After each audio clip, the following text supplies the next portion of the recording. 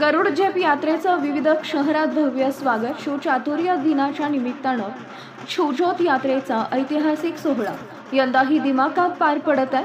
17 August 1966 रोजी आग्रा येथून छत्रपती शिवाजी महाराजांनी केलेली अभूतपूर्व सुटका आणि त्यातूनच जन्माला आलेला गरुड झेप विचार आज नव्या पिढीपर्यंत पोहोचवण्यासाठी ही यात्रा आयोजित करण्यात येते.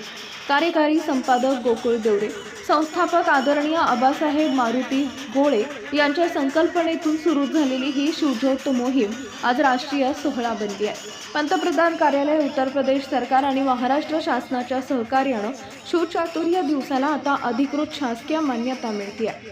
4 राज्यांमधून आणि तब्बल 57 शहरातून ही शिवज्योत प्रवास करते. 1310 किलोमीटरचं अंतर हजारो मावळे धावत पार करतात. नरदाना ते धुळे या टप्प्यात शिवप्रेमींचा विशेष सहभाग दिसून आला. धुळे तालुक्यातील नगाव इथं माजी जिल्हा परिषद अध्यक्ष मनोहर भदाणे, आमदार राघवेंद्र भदाणे तसेच विविध मान्यवरांनी यात्रेचं स्वागत केले.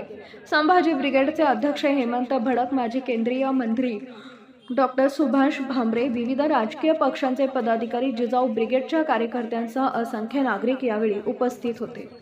नमस्कार, माझं नाव ॲडव्होकेट मारुती गोळे. गरुड झेप मोहिमेचे मी संस्थापक आहे.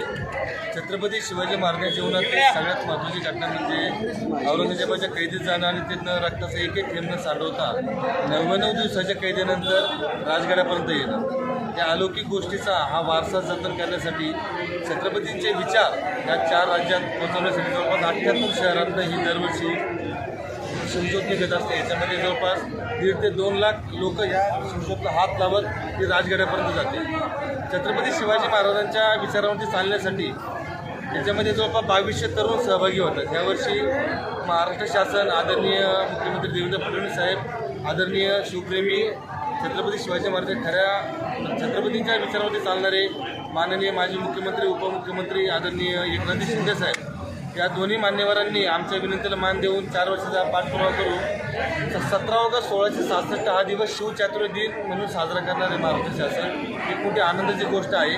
त्यामुळे या गोष्टीला कुठेतरी एक वलय आले, कुठेतरी शिवप्रेमीमध्ये उत्साहाचं वातावरण आहे. 1310 किलोमीटर 11 दिवसामध्ये आम्ही अंतर पार करत राजगडापर्यंत जात असतो. प्रत्येक जिल्ह्यामध्ये, प्रत्येक तालुक्यामध्ये याचं स्वागत होत असतं. त्यामुळं एक शिवप्रेमीला सर्वांना विनंती आहे की जागोजागी असं स्वागत करत, या शिवज्योतला स्पर्श करत एक 100 मीटर धावत ब्लड प्रेशर, डायबिटीज मुक्त भारत कसं होईल यावरती सर्वांनी फोकस करावं. जय हिंद, जय शिवराय.